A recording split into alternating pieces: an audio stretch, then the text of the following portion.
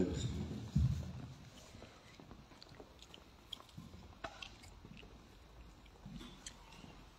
Kom vanmorgen en ek sien ieder en elkeen van die daardie wonderlike en ook verhewe naam van Jesus. What a powerful name it is.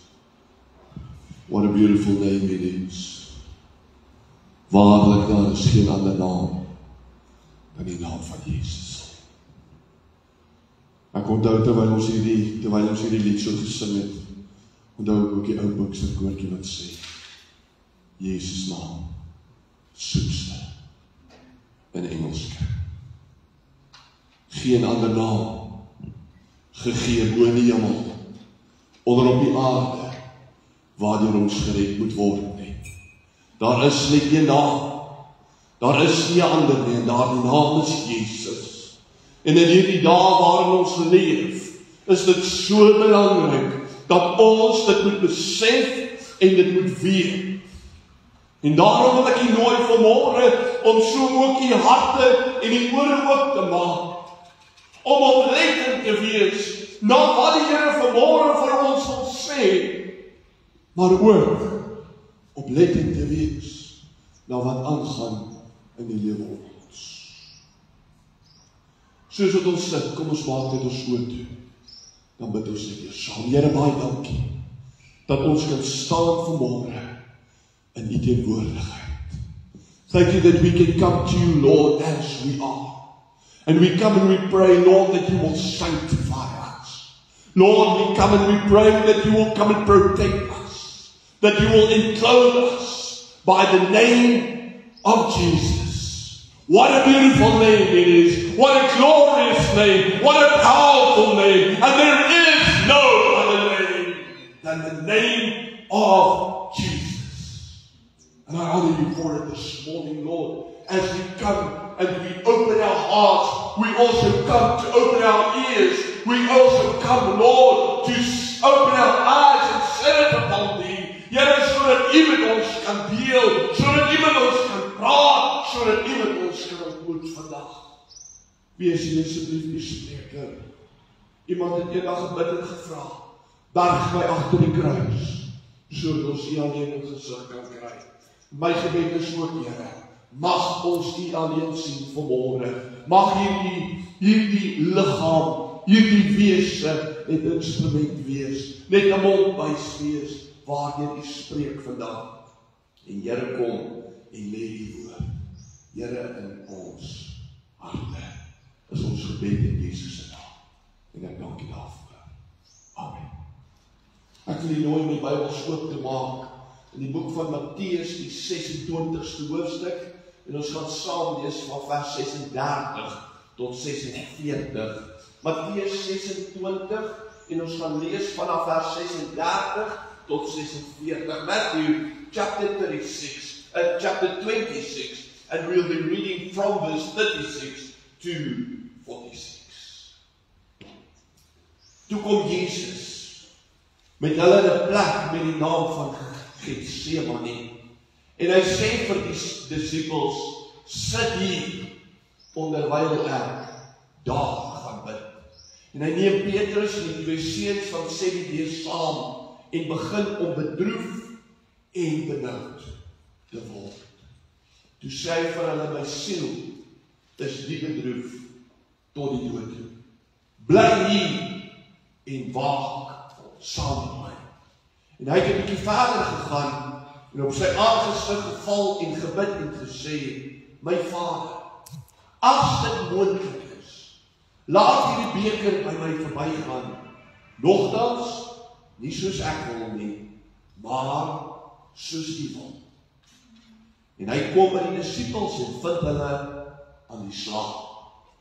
En hy sê vir Petrus, so was julle dan nie in staat om 1 uur saam met my te maak. Waak en bid, dat julle nie in versoeking kom nie. Die gees is wel gewillig, maar die vlees is swak.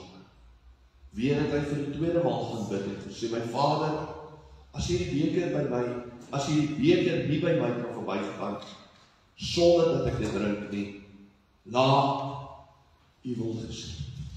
Toe kom hy en vind hulle weer aan die slaap, want hulle oë was swaar. En hy het hulle met rus gelaat en weer vir die derde maal gaan bid en dieselfde woorde gesê. Daarom kom hy by sy disippels en sê vir hulle, slaap maar voort en rus. Kyk, die uur is naby en die seun van die mens word oorgelewer in die hande van sondaars. Staan op, laat ons gaan, kyk, hy is naby wat my verraai. Tot sover. Ons teksvers is opgeteken in die boek van Romeine, die 13de hoofstuk, die 11de vers. Romans chapter 13, verse 11, the text for meditation.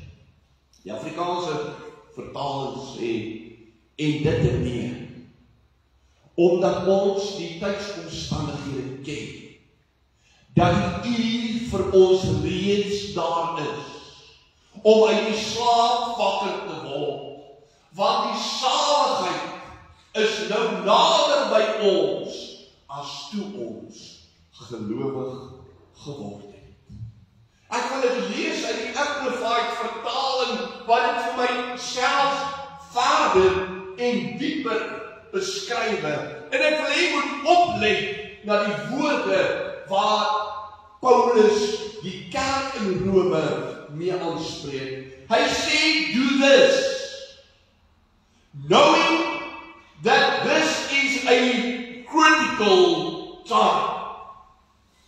I cannot stress it enough that it is a critical time for the church, for every child of God to take note and to hear, for there is a seriousness in the spiritual realm for what is coming, and we need to take note. So Paul said to the church in Rome, do this, knowing this is a critical time. It is already the hour for you to awaken from your sleep of spiritual complacency. For our salvation is nearer to us now than when we first believed in Christ. Ek wil hê ons moet vanmôre se boodskap met baie erns benader. Ek wil hê ons moet vanmôre baie versigtig wees in hoe ons gaan reageer op hierdie woord. En dat ons dit werklik sal oordink en sal inneem. Want ek wil weer eens verklaar dat daar in die geestelike erns is, want dinge is aankom en dinge is aan gebeur, maar die kind van God sien dit nie en merk dit nie. En daarom wil ek vanmôre kom en hierdie boodskap kom titel, 2 boodskappe, watter een volg jy? 2 boodskappe, watter een volg jy? 2 messages. Which one did you take to heart? 2 messages. Which one did you take to heart? Die vieringe van Jesus se kruisiging en opstanding is verby. Ons keer terug na die gewone verloop van ons lewens. Paasfees het gekom en Paasfees het gegaan. En ons keer terug na die gewone verloop van ons lewens. Maar wat 'n boodskap hoor ons en volg ons naam. Watter boodskap? En daar is twee boodskappe wat gedeel word. Watter boodskap hoor ons en volg ons na? Tussen die tyd waarop Jesus op die rug van 'n eselin in Jerusalem ingery gekom het en gehoor het hoe dat die mense sy lof besing met Hosanna vir die seun van Dawid, geseënd is hy wie kom in die naam van die Here, Hosanna in die hoogste hemele. Tussen hierdie tyd en die tyd van sy verhoor, waar hy moes antwoord, kruisig hom, het daar baie gebeur.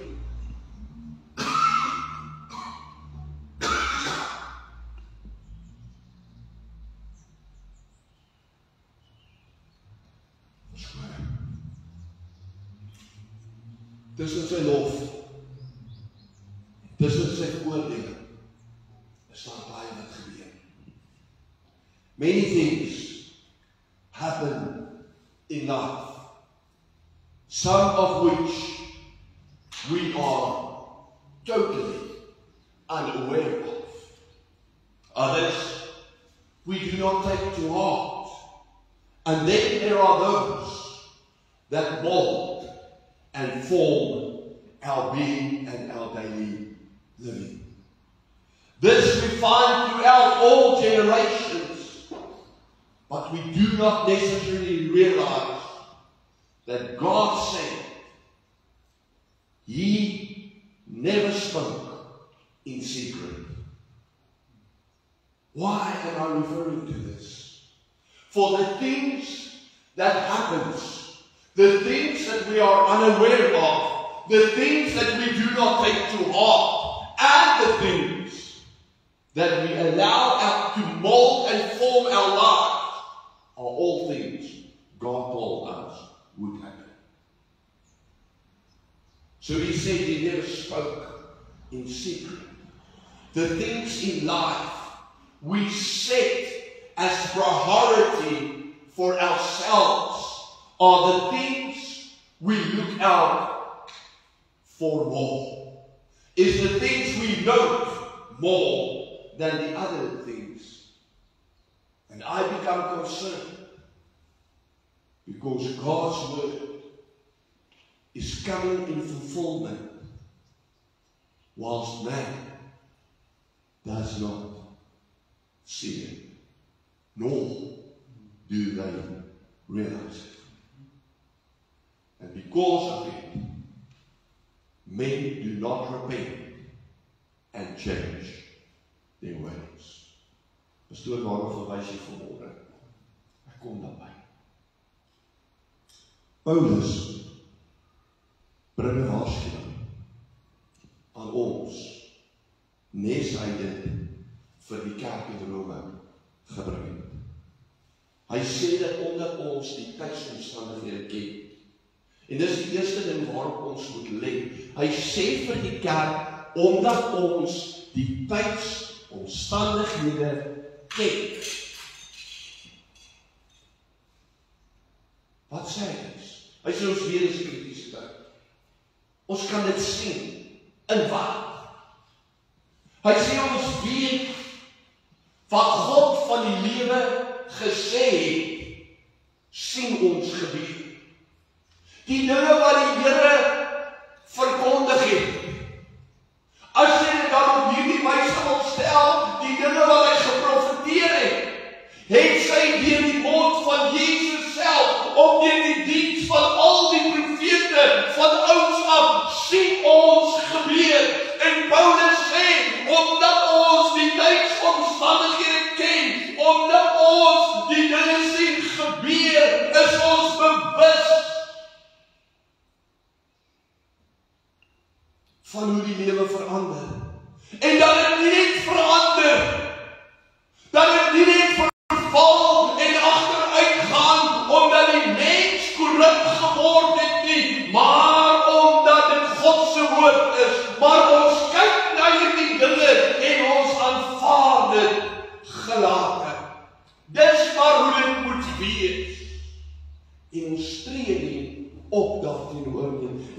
probleem is, die feit dat ons dit aanvaar in die lewe daar buite, begin ons op 'n plek bring, dat ons dit glo of aanvaar in die lewe hier binne. Hoekom? Omdat ons die tekens van die tye nie ken nie waarneem nie, en nie verstaan nie. Jesus explained to his disciples what was going to happen and how things would unfold. He told them he would be captured. He told them they would stand up against him.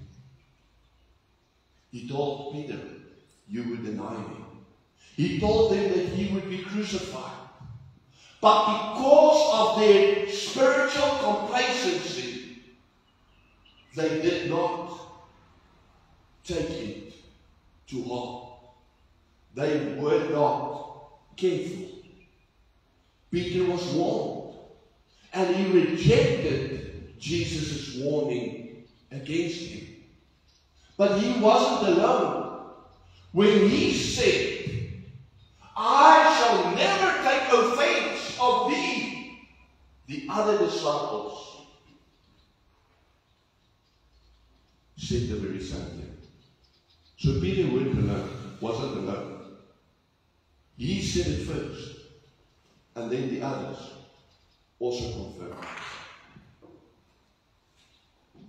But then we see they took offense of him. We see Peter denying him. Hoekom gebeur hierdie dinge? Want mense se aksies en reaksies word beïnvloed en bepaal deur die boodskappe waarop ons ag gee. Na die laaste Pasga, en kom ons kyk na die boodskappe. Na die laaste Pasga van die Here Jesus se 11 disippels. Onthou, Judas het uitgehardloop. So daar's 11 voor. Hy vat hulle na die tyd van Getsemane. Hy sê vir 8 van hulle, bly julle hier. Dan vat hy vir Petrus, Johannes en Jakobus so eentjie verder. En hy sê vir hulle, ek is diep. Ek is baie benoud, ek is diep bedroef.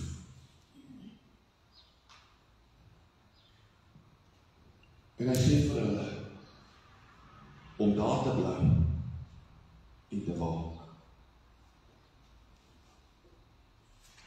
Vers 38 sê, toe sê vir hulle, my siel is die bedroef, tot die dood. Bly hier en waak saam met my. He then goes and walks a little bit further, kneels down and started praying. After he concluded his prayer, he rose and walked back to Peter and the other 2 disciples to find them fast asleep. He woke them up and he said to them to keep actively watching. He did not merely say keep watch, but he said keep actively watching and praying.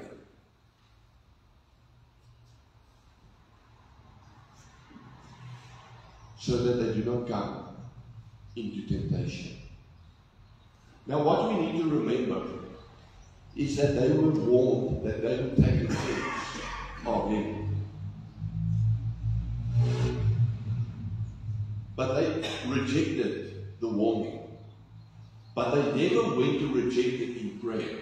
They never put it aside in prayer to say, Lord, prevent us from this. In fact, when Jesus said to them, keep actively watching and praying, they went to sleep. They didn't have to be awake for the sake of Jesus.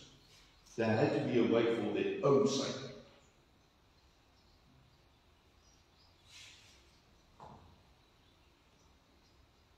Nadat die Here Jesus dit vir hulle gesê het, gaan hy weer om weer te bid. En nadat hy weer sy gebed beëindig, kom hy terug by sy disippels, Petrus, Johannes, Jakobus, en hy vind hulle weer aan die slaap. En hierdie keer los hy, en hy gaan bid vir die derde maal. En nadat hy die derde maal sy gebed beëindig het, staan hy op, en hy kom na hulle toe, en hy vind hulle, wat doen? Slaap. En wat sê hy die keer vir hulle? Hy sê vir hulle,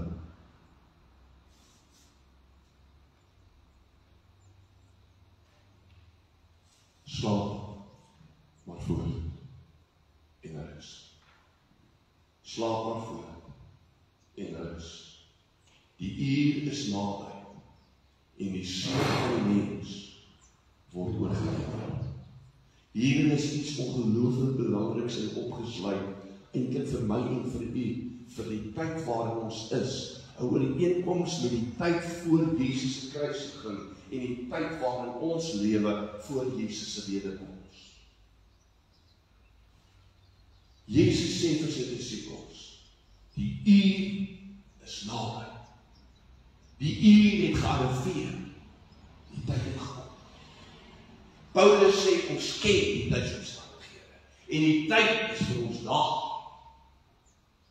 Die disippels hoor dit, maar hulle verstaan nie, want hulle is nie ingestel op dit nie. Two messages. Keep actively watching and praying versus sleep on now and take your rest. It is easy to say that both messages came from Jesus, because they did. Both messages came from Jesus, but they have very different outcomes.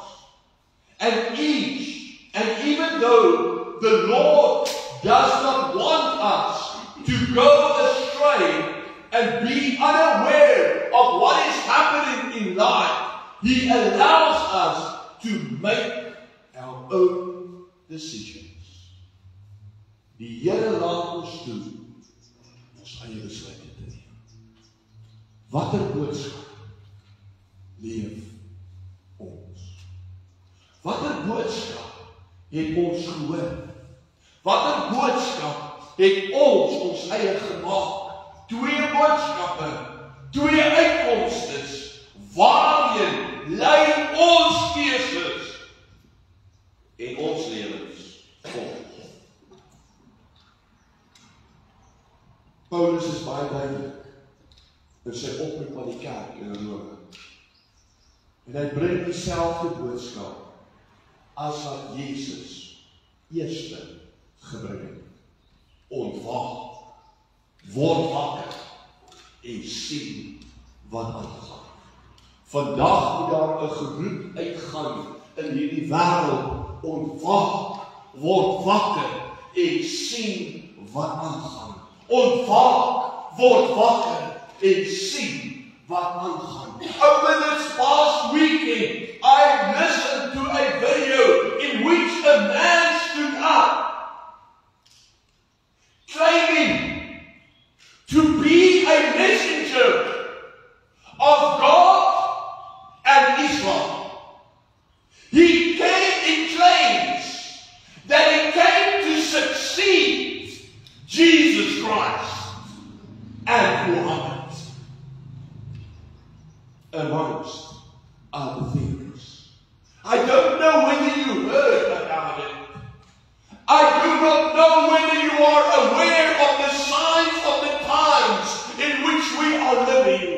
When Jesus came to his disciples, he said to them, the time is at hand and the Son of Man is being betrayed into the hands of sinners. En kort daarna word hy gekruisig. Vandag gebeur daar soveel goed om ons. Hierdie man staan op en hy verklaar dat hy 'n boodskap vir die Christelike kerk in die ooste en in beste dat Paulus 'n leraar was.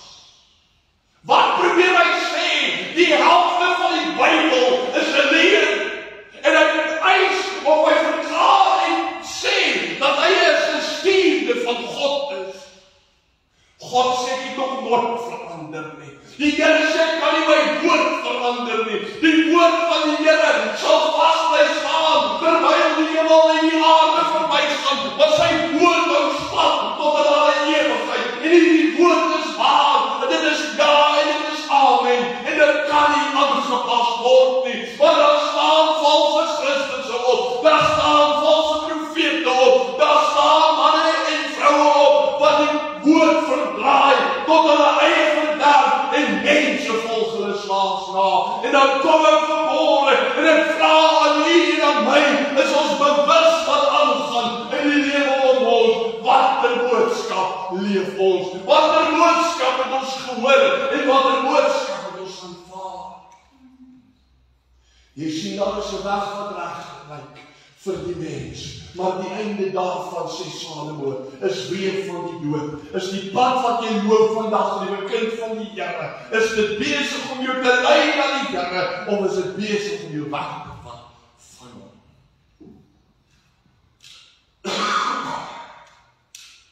Daar is soveel goed wat gebeur vandag.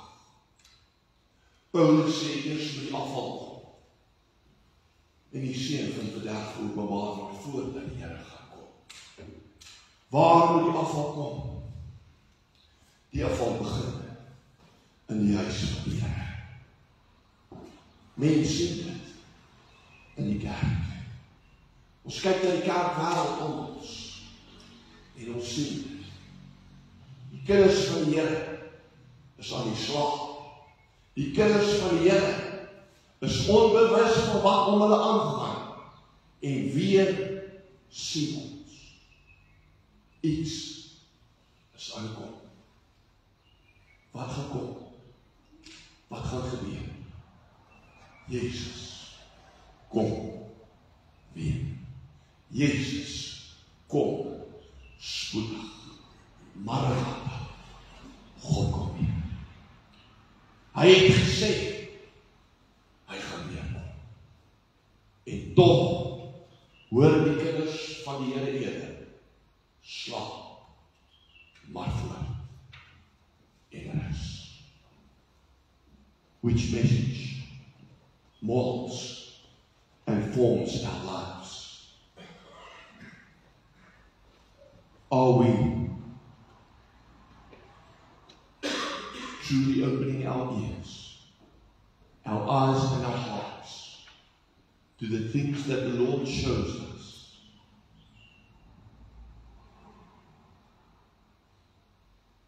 Where does the message I follow lead me to?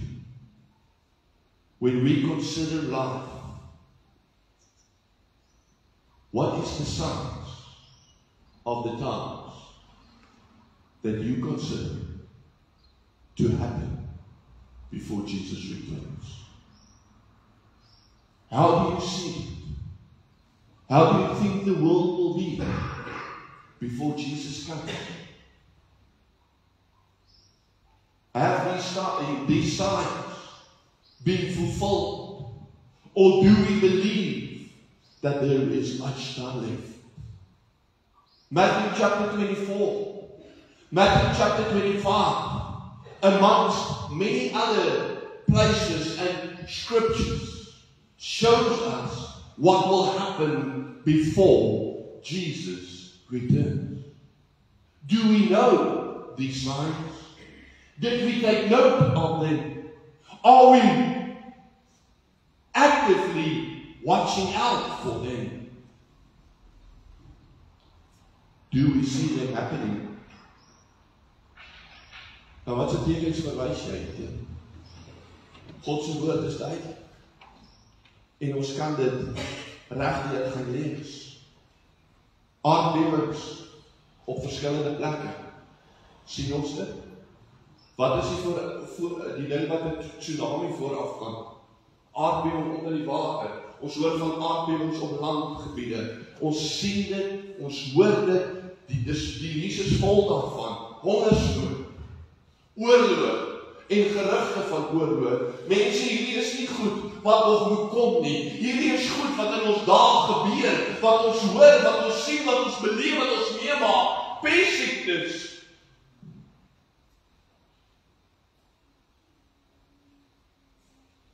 Ons die hele wêreld nie getref 5 jaar terug deur 'n pestsiekte nie. Een nasie sal opstaan teen die ander en een koninkryk teen die ander. Is dit nie wat gebeur nie? Die evangelie sal versprei word tot aan die uithoeke van die aarde. Dis seker die enigste positiewe ding wat gebeur, maar dit gebeur. Vervolging ter wille van sy naam. Valse Christusse wat opstaan. Die 5 maagde wat die olie in hulle lampe het nie.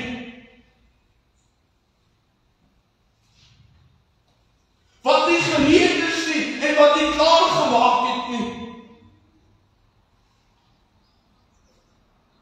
En so kan ons hierdie tekens lees en ons kan dit waarneem. Hierdie dinge is nie net van die, of hierdie dinge is net van die tekens, dis nie almal nie.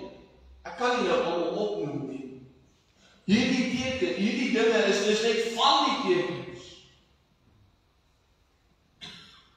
Waarvan ons vertel word. En hulle gebeur onder ons oë. En ons sien nie raak nie. Van dit sien ons as alledaags. Ons sien dit as maar deel van die lewe. Ag, dis maar hoe die lewe is. Tog kom God se woord in vervulling. En is ons veronderstel. Wat het Jesus gesê? As jy hierdie dinge sien gebeur, hef op julle hoofde, want julle verlossing is naby. Wat is ons veronderstel? Ons is veronderstel om opgewonde te raak, want Jesus kom weer. En hy kom vir jou en vir my.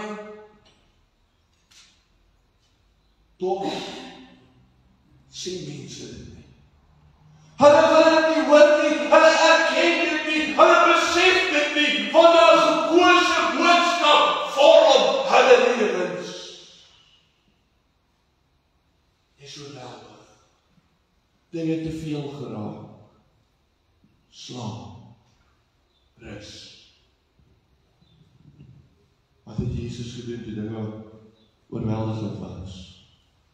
When things overwhelmed him, when things became too much, what did he do? He knelt down and he prayed.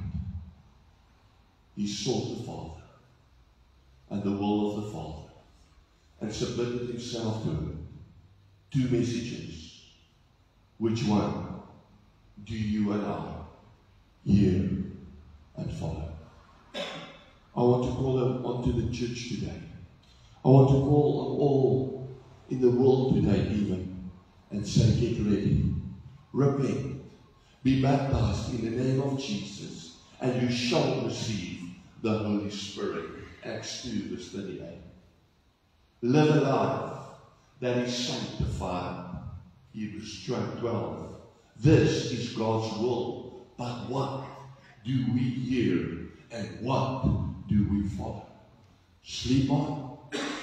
There is more than enough time. Nothing to be worried or concerned over. Don't worry, you live a good life. Ontspan en geniet jou lewe.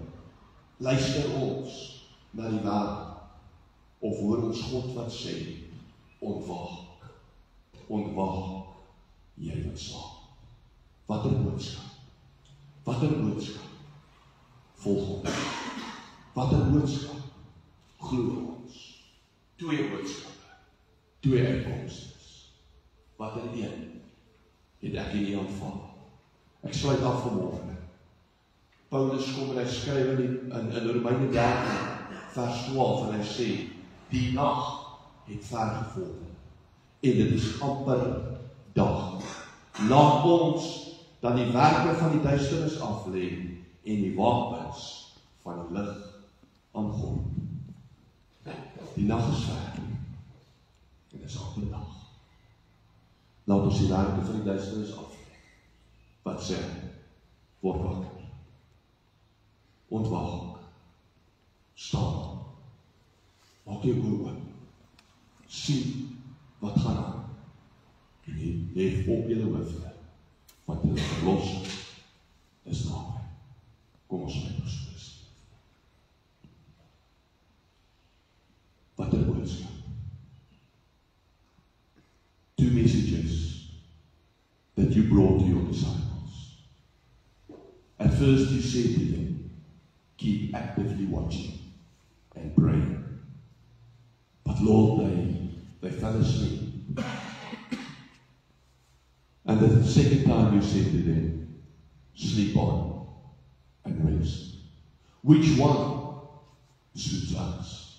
Which one do we follow, Lord? Which one have we taken to heart and allowed to mold and form our lives?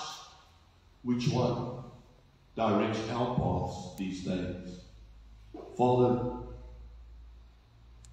you spoke to your children, your disciples.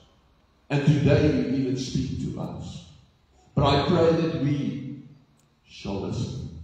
I pray that we shall take heed. I pray that we shall open our hearts, our ears, and that we shall hear your voice. I pray, Lord, that the urgency in the spiritual realm will become an urgency that vests itself in our minds and hearts, in our being. Here dat ons met 'n nuwe erns ons lewens sal opweeg. U roep die volk uit hulle geestelike selfvoldaanheid uit.